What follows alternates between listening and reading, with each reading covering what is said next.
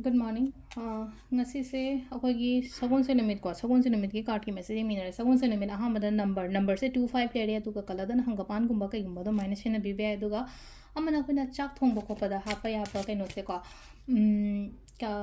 machu har se hangapan machu gi chawa ya ba pot maiden kana ha se maiden ma cheng katang ko na cheng su matam daga hadi ngan boi la po do main to ga happy ro su ai ko ado sumba ingredient macha lai no ko hadi si sina mu lai no ko hadi mung do da lai di ba mi am do loi cha do ni na hadi phana ba gi da mak tani ko sida lai no ko planet map se loi na mak balance to raga stable oina lai na ba ado hadi si se stability lai raga di thaba inkhang to ba do loi na phaina angang gi da oiro ahan gi da oiro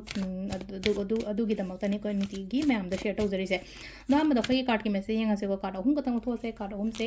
card number 1 consider card number 2 consider natraga card number 3 consider ko ama khan bera se ko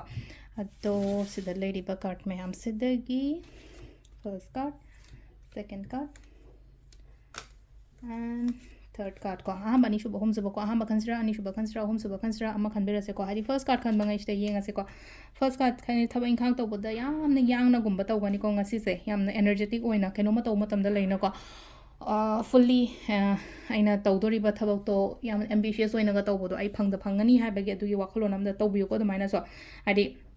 ngasagi speed se haitare ko tawdoriba tawriyo pot se direction afaba da chalan ba hadi phata ba direction yangjan ba ya de ko hadi kaishu khang da ba pot amanda kitang khang boi la poi da daroga asi phangani da ai yarani da haina dwaina gorong chang ba dia de ba aina phare haina khan ba pot to dan chang ba adu hadi kan ano bo pot oi taraga de ko yangjan ngam ko yamna phajana khang do khoto ga dumaina gumba tawbira ba aduga sida like ko wear any shade of yellow on hai ko sida card message da makha de iri se ko hangapan gumba iyo kho lon hai ko sida ko image sida leire kaino sida leire ko message sida leire ko duga sida laise haidi mingon da piba matam da hangapan gumba pot gumba kai gumba dumaina piba yai ko ado sida sagon senju oire aduga card ki message ko silai worship banana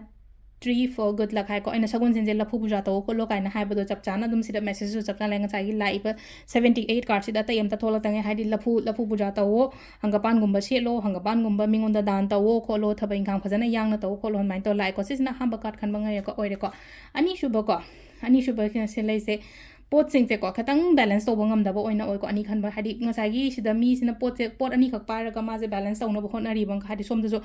akoina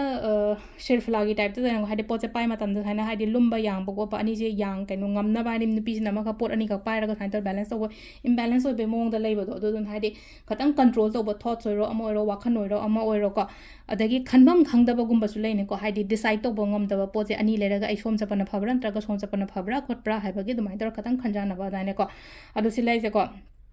light oiba color se lon ha ko ani juba khan bangai gi oina haraga di light oiba color se lo angobo gumba angobo chaba ya ba pot gumba kai gumba mingon da pibi be ai ko aina ngamma ga di loina manung ti gi pi de ya de bodi hai de ko atar sum pininga ga di leno ai gi birthday tai angang gi birthday tai ta mingon da kai no ma donations ti khangde amani khangde mai tawni ga haraga di angobo ma chu gi chini sangom gumba kai gumba adumai na go aduga ahan da gi ko specially ahan da gi haraga di old lady en ha ko sila je ima gumba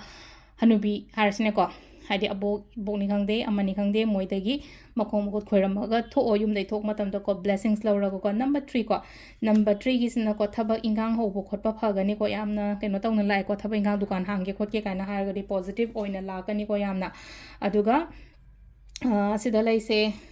brown or black color gumba kai gumba dumaina budi lai ko silai se ko hadi set padum yai ko aduga sida lai se amana keno hai ko sida crystal saga haraga di akhoi gi suleimani hakik kaina ga leina ko suleimani hakik kumba se ko sina be ko hadi mi gi protection gi oina ngasai gi aina tawri ba thabak se ngasai gi phajana growth la amni na meaning jan ba khosan ba ji hongna sani na ko aduna suleimani hakik kumba kai gumba du maina taroga keno gumba sina bi ba ko aduga timing sina karam ganda no hai kan sina manga ga minute 30 mapan dagina tare ka minute taru phang le ko dai tara dagina pung tara dagina nundin gi pung ani ga minute kun ma thoi phang le ko nungda rongina ahung ga minute kun tra ahung ga minute funi pan dagina pung ni pan ga minute kun ma thoi phang le re aduga ahing nung ya gina trama thoi ga minute kun tare te na baro ga minute yang khani pan phang le re aduga nong alam dai harasina ko nong alam dai sina ani ga minute kun trai thoi de na pung manga ga minute kun trai pan phang le ko sisna ko gi ngasi go ina for timing ko to sile re ko daily card message ma'am thank you